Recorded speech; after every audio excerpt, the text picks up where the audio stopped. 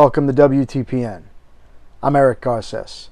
We're back for another trip down the rabbit hole. I'm glad you can join me. On today's edition, we'll be talking about the Federal Reserve and the Open Market Committee, news about Dr. Ron Paul and his presidential campaign, and 25 reasons how America has become a fascist dictatorship.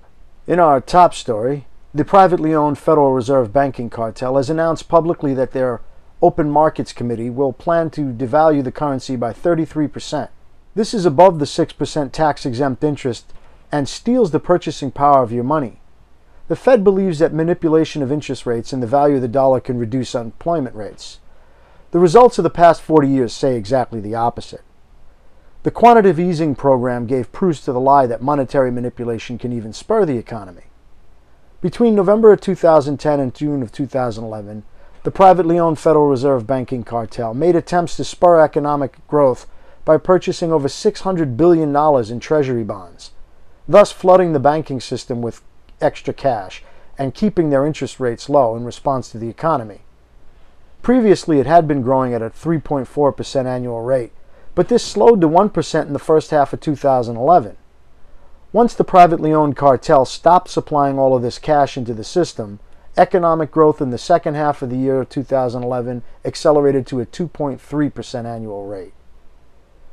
What we have here is a trial and error system that depends on the best judgment of 19 unelected men and women who meet every month and a half at a big table at the Fed's office in Washington. 19 people who are not elected and completely unaccountable to the citizens. They face no consequences for their actions. How is this centrally managed economy any different from the centrally planned and managed economies of communist China or the Soviet Politburo? You didn't think governments told you the truth about how much money they print, did you? See, your money is not your money. Each dollar bill that you have in your pocket is actually an instrument of debt. That's why it's called a bill. And if you look carefully on the top of each Federal Reserve note, a note is carefully printed on the top. Note is an instrument of debt. If you've had a car note or a note on your house, you'll understand this. Every dollar printed is a dollar of debt to the privately owned Federal Reserve banking cartel. And its interest is tax-exempt profit for the private shareholders of the cartel. In 2010, that made them $89.1 billion in legally tax-exempt profits. Every note of debt that is issued must be satisfied by the taxes you pay. If we had honest money, backed by gold, oil, silver, land, something that would guarantee that the system doesn't perpetually expand to pay its debt, then perhaps we would have price stability and economic bounty. This is impossible because, see, every dollar that's printed has to have another dollar printed to satisfy the debt of the previous dollar. This guarantees that there's an ever-expanding money supply. What that translates into you and me is high prices and inflation. We all remember as children how things cost much less than they do today. Why is that? Greed? No. For every dollar printed, there's another dollar created for debt satisfaction to the private shareholders of the private Federal Reserve banking cartel. This debt satisfaction increases the money supply. The more money there is floating around, the less valuable that money becomes. It's a law of supply and demand, simple economics. Fiat currencies over 3,000 times in history have failed. Any time we've tried a currency that wasn't backed by something to restrict the unrestrained growth of the supply of money, it's always failed. But why do we have systems like this? Because it allows the politicians an unlimited supply of money with which to buy votes. You'll note that at the 1913 creation of the Federal Reserve banking cartel and its private shareholders, prior to that, federal expenditures were nothing compared to today, a mere single-digit percentage. It was the unbacked fiat currency and the explosion of its quantity which enabled the unbridled growth of the federal government. Few Americans really understand the nature of the privately owned Federal Reserve. They don't understand that it's a cartel, a legal monopoly on the printing of money. They don't understand that the private shareholders actually receive 6% annual dividend on all the money that's in circulation. Just a few days ago, I went out on the street and I interviewed as many people who I could find, and very few had any idea of what the Federal Reserve really is. And out of the entire group, only one single person really understood. Here, take a listen. What is the Federal Reserve? It's the place where they keep all the money. The bank for other banks. The gold, Fort Knox.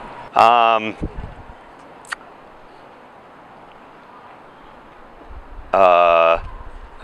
husband says it controls all the money in the world. Oh, the Federal Reserve? You mean the military? I really don't have a clear definition for that, honestly. Well, it's not a government-driven agency. I don't know a whole lot about it. It's monetary policy for the United States. The Federal Reserve? I have no idea. Go with it, make the gold bars. Is that okay? Okay. What's the Federal Reserve? I have no idea. Oh my God. Money from nothing. I mean, what is there to back it up? Stay tuned for an upcoming edition where we'll discuss means to protect your wealth, preserve what little purchasing power you have, and prevent the theft of your purchasing power by the government and the privately owned Federal Reserve banking cartel. Recent news about presidential candidate Dr. Ron Paul, congressman from Texas, includes an article that Dr. Paul wrote for the online magazine The Daily Bell. In it, he discusses overspending and the military-industrial complex. Dr. Paul's article notes that conservatives have raised the alarm at President Obama's recently submitted budget proposals for 2013. The White House's call for unprecedented spending levels includes well over $1 trillion in deficit spending. As we previously discussed, this is made possible by the privately owned, misleadingly named, Federal Reserve banking cartel and its unfettered ability to print money. The proposed budget calls for an 18% increase in spending, which is either a tacit admission that the inflation is not what the government claims, or another installment on the ever-expanding socialism of the modern American empire. Dr. Paul's article notes that U.S. military expenditures are equal to the next 13 highest armed forces spending nations combined.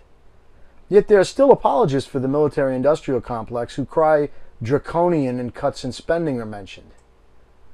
Dr. Paul's article is quoted here as saying, "The military-industrial complex that President Eisenhower warned us about has become every bit the voracious monolith he feared. It wastes as much as any other arm of government, if not more, because it knows it can depend on the unlimited bank checks from a terrified Congress.